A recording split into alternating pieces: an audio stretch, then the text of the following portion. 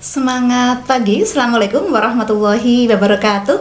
Mohon izin perkenalkan, saya Siti Hani Zubaidah dari SMK Negeri 7 Malang. Pada kali ini kita semuanya akan bersama-sama saling sharing, saling berbagi pengalaman.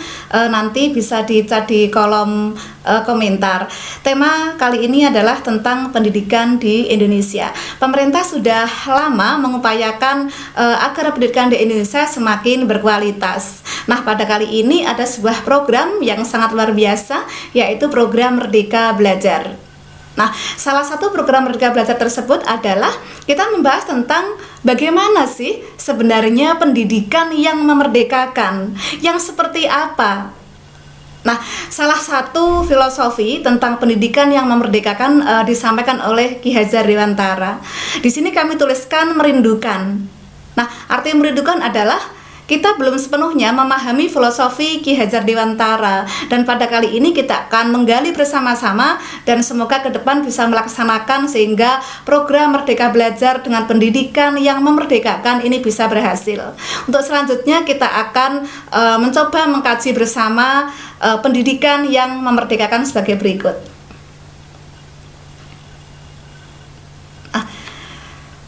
Banyak permasalahan sebenarnya di lapangan terkait dengan pendidikan, akan tetapi pemerintah sudah berupaya untuk membuat solusinya. Pada saat itu pernah ada masalah di lapangan, ada sebuah sekolah dikatakan sebagai sekolah unggulan, di mana isinya hanya anak-anak yang memiliki intelijensi yang bagus, yang tinggi. Dan anak-anak tertentu yang hanya bisa masuk ke sekolah tersebut. Akan tetapi dalam perjalanan sekarang tidak ada sekolah unggulan maupun sekolah biasa. Semua anak-anak punya kesempatan yang sama. Nah, untuk kedepannya bagaimana sebenarnya konsep tentang pendidikan yang menyentuh seluruh lapisan masyarakat. Kemudian kedua adalah selama ini kita beranggapan bahwa keberhasilan belajar dari seorang anak ini ditentukan dari nilainya. Jadi orientasi hasil belajar itu adalah nilai. Akan tetapi kita akan mencoba dengan paradigma baru. Sebenarnya keberhasilan itu berdasarkan apa? Indikator keberhasilannya tolok ukurnya apa? Nah, kita akan bahas lebih lanjut. Nah, selanjutnya adalah di lapangan sebenarnya kita selalu menghadapi keunikan dan keberagaman anak. Akan tetapi terkadang saya sendiri masih punya pola pikir dan persepsi bahwa keputusan dari saya atau ketentuan-ketentuan yang saya harapkan untuk seorang anak itu sama untuk seluruh anak dengan berbagai karakteristik.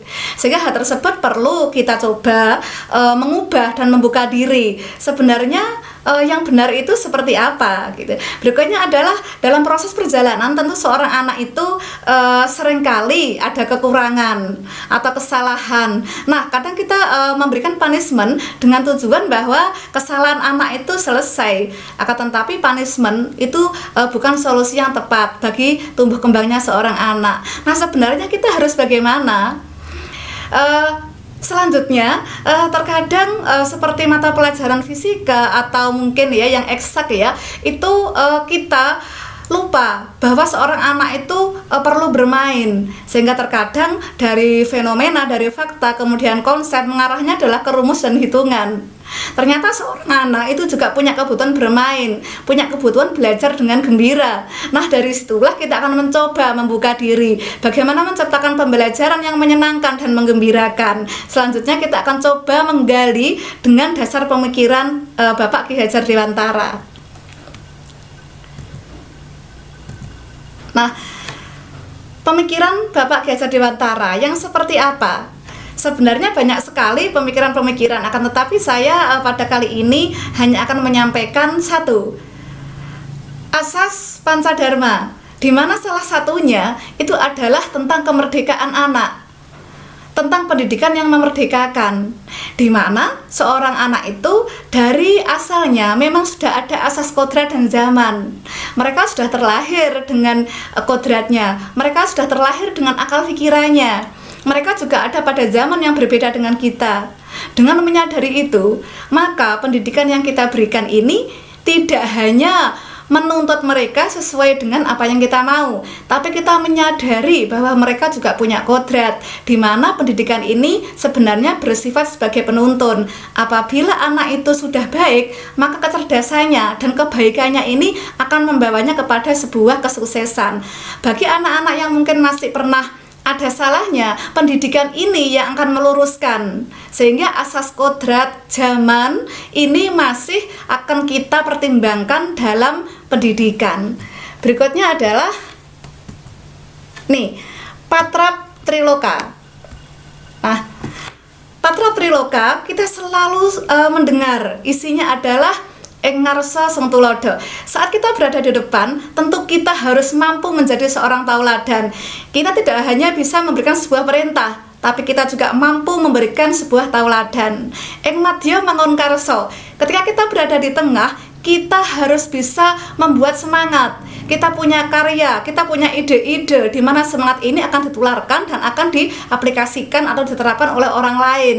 Jadi kita juga punya karya sehingga ini bisa memberi semangat, bisa jadi inspirasi buat orang lain. Dan berikutnya yang paling terkenal adalah Tutwuri Handayani, di mana ketika kita berada di belakang, kita berusaha untuk mendorong dan memotivasi keberhasilan seorang anak ataupun juga seorang teman. Nah, inilah Patra Triloka yang kita bisa adopsi dan kita bisa serap untuk pembelajaran yang akan kita gunakan, terkait juga kolaborasi kita dengan teman. Berikutnya adalah Taman Siswa. Ini didirikan oleh Ki Hajar Dewantara. Di sana ternyata Ki Hajar Dewantara ini mengajar tidak hanya terkait dengan mengolah pikiran saja, mengolah pikiran, tetapi juga ada permainan, sehingga metode Montessori dan Froebel ini sangat berpengaruh bahwa pembelajaran itu tidak hanya terdiri dari olah pikir saja, tetapi juga ada bentuk-bentuk permainan sehingga anak itu belajar dengan ceria, anak itu belajar dengan gembira. Nah, inilah yang akan coba kita upayakan ke depannya dalam rangka mengupayakan pendidikan yang memerdekakan. Berikutnya adalah Ki Hajar Dewantara punya sebuah konsep yang luar biasa, dan kali ini kita akan upayakan untuk menyerap dan juga mengikutinya, yaitu trikon, kontinuitas, di mana sebenarnya pendidikan ini adalah termasuk perjalanan budaya-budaya di mana tidak boleh terputus. Jadi kebudayaan yang pernah terbentuk pada masa lalu juga harus dijalankan atau juga terus mengalami keberlanjutan, di mana kita harus membentuk kebudayaan dan peradaban itu untuk lebih baik, sehingga prinsip kontinuitas ini adalah melanjutkan kebudayaan-kebudayaan Indonesia. Berikutnya adalah konvergensi. Konvergensi ini adalah karakter membuka diri, di mana kita berusaha membuka diri dengan orang lain dan berusaha menjadikan kita sendiri tetap berpegang teguh pada yang kita miliki. Tapi asas yang utama dari konvergensi ini adalah kita tetap berusaha memegang nilai-nilai kemanusiaan, sehingga konvergensi ini adalah upaya kita untuk bekerja sama, terbuka dengan orang lain, dengan memegang nilai-nilai kemanusiaan, tapi tetap berakar pada budaya Indonesia. Berikutnya adalah konsentris, di mana konsentris ini terkait dengan konvergensi juga. Sebenarnya budaya-budaya yang mempengaruhi kita ini cukup banyak.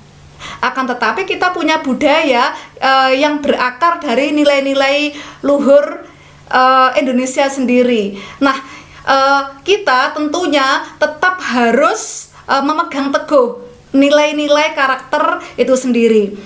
Di sini titik fokusnya adalah keberagaman dan keunikan yang terjadi. Di sini ada keberagaman dan keunikan karena Indonesia ini sangat luas. Nah, keberagaman dan keunikan ini tidak menjadi masalah buat kita, akan tetapi kita hargai sehingga kita menyadari bahwa setiap anak ini berhak menjalankan pendidikan atau menerima pendidikan dan belajar sesuai dengan kodratnya masing-masing, sesuai dengan orbitnya masing-masing. Kita tidak bisa menuntut seorang anak A menjadi seorang anak B dan lainnya, sehingga di sini konsentris, berakar pada karakternya masing-masing. Nah, berikutnya Berikutnya adalah teori konvergensi. Ada sebuah teori di mana persepsi menyatakan bahwa seorang anak itu adalah seperti kertas kosong atau tabula rasa.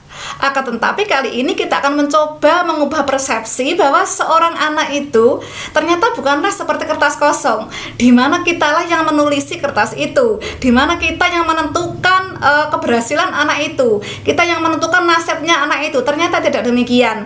Ada salah satu teori, yaitu teori konvergensi, yang menyatakan bahwa sebenarnya seorang anak itu sudah memiliki merupakan tulisan yang cukup banyak, akan tetapi buram. Kita hanya tinggal memperjelas tulisan itu dengan pendidikan.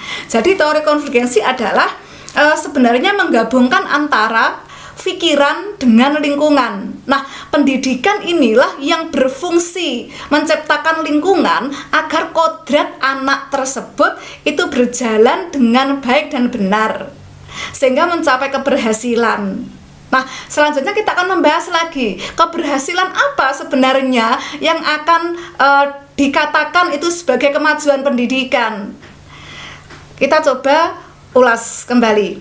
Nah, keberhasilannya adalah hasil belajar selama ini dianggap tolak ukurnya adalah sebuah nilai yang tinggi. Keberhasilan adalah hasil karena seorang anak lulus dan bisa bekerja.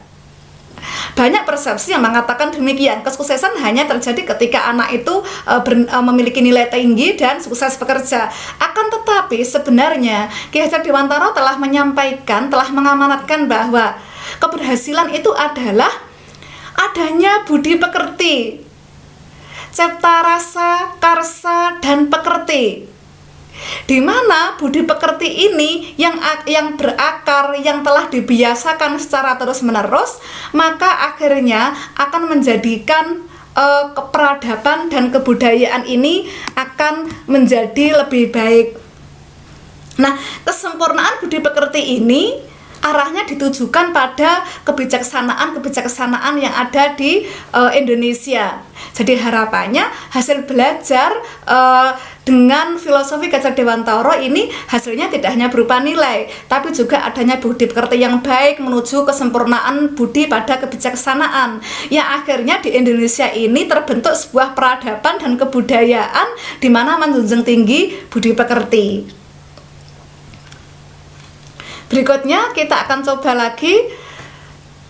Nah, cipta rasa, karsa, dan pekerti ini nantinya kita bisa mengolah atau bersama-sama dengan anak setelah menyadari potensinya, setelah menyadari kodratnya, kita olah rasa, olah karsa, olah hati, dan olahraga. Jadi kita upayakan bahwa anak ini berkembang atau tumbuh kembang sesuai dengan beberapa hal tadi. Jadi tidak hanya akademisnya. Demikian. Berikutnya adalah di Indonesia banyak sekali tokoh-tokoh yang sukses, di mana semua mengenal tokoh-tokoh ini. Ini ada Mas Andrea Hirata, ada Valentino Rossi, ada Mbak Syahrini, ada Mas Ivan Gunawan, ada Chef Juna, ada Cristiano Ronaldo, dan ada juga Ibu Susi. Nah, menghargai keunikan dan keragaman anak untuk kesuksesan. Artinya apa? Apabila kita sering mendengar bahwa evaluasi itu tidak bisa digunakan untuk menguji anak yang bervariasi atau beragam ini, kita tidak bisa menggunakan evaluasi yang sama untuk anak yang dengan karakteristik yang berbeda. Pernah ada kalimat bijak demikian, kita tidak mungkin menguji burung dengan ujian berenang, kita tidak mungkin juga menguji ikan dengan ujian terbang. Kali ini saya membuat motivasi baru. Tidak mungkin kita menguji Valentino Rossi dengan memintanya memasak, tidak mungkin kita menguji Ivan Gunawan dengan memintanya bermain bola, kita tidak mungkin menguji Ibu Susi Pujiastuti dengan menyanyi, lomba menyanyi. Tidak mungkin kita menguji Mbak Syahrini dengan tema kelautan. Tidak mungkin kita menguji Chef Juna dengan bermain motor. Tidak mungkin kita menguji Andrea Hirata dengan memintanya mendesain busana. Tidak mungkin pula kita menguji Cristiano Ronaldo dengan menulis. Artinya keberhasilan tokoh-tokoh yang sangat luar biasa ini berkembang sesuai dengan passionnya masing-masing. Kita sebagai guru menyadari kodratnya, dan dengan pendidikan kita menuntun mereka kepada keberhasilan. Nah, akhirnya pendidikan yang memerdekakan. Satu, mungkin kesimpulannya adalah kita menghargai kodrat penciptaan, keunikan, keberagaman, dan perubahan zaman sehingga melayani sesuai dengan hal tersebut. Berikutnya adalah tidak meletakkan nilai sebagai tolak ukur keberhasilan. Budi pekerti adalah esensi dari sebuah keberhasilan belajar. Ketiga adalah belajar sambil bermain. Kita upayakan belajar yang menyenangkan, menggunakan variasi pendekatan, model, dan metode pembelajaran yang sangat beragam. Sekolah terbuka untuk seluruh anak. Pendidikan menyentuh seluruh lapisan masyarakat. Berikutnya adalah kita meyakini bahwa anak itu bukan kertas kosong. Pikiran dan lingkungan berpengaruh besar terhadap anak, atau teori konvergensi. Berikutnya adalah karakteristik anak itu sangat berbeda, sehingga apabila ada sebuah masalah, kita mencoba melakukan refleksi, bekerja sama dengan orang tua, bekerja sama dengan BK dan berbagai pihak, dan kita menghindari hukuman kepada anak. Semoga hal ini tujuan akhirnya nanti pembelajaran berpusat pada peserta didik, kita menanamkan rasa hormat kepada peserta didik. Baik Bapak Ibu dan anak-anak semuanya, mohon maaf apabila ada kekurangan. Terakhir saya tutup dengan pantun jalan-jalan melihat cendrawasih. Sekian dan terima kasih. Mohon maaf, terima kasih. Assalamualaikum warahmatullahi wabarakatuh. Saya Siti Ani Zubaida dari SMK Negeri 7 Malang.